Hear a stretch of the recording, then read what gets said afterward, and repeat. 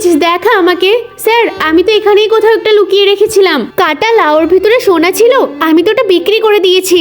এই সত্যি করে বল ভাই, তুমি কি কাউকে লাউ বিক্রি করেছো? মনা গাড়িতে সাবধানে বস, আমি এক্ষুনি উঠে আসছি। হ্যাঁ আমি একটা বুড়ো আঙ্কেলকে তো লাউ বিক্রি করেছিলাম, ওই যে ওই সোজা গেল, আপনারাও দেখতে পারেন। তাড়াতাড়ি বাড়ি ফিরতে হবে, অনেক কাজ আছে। ম্যাডাম একটু দাঁড়ান, কি হয়েছে?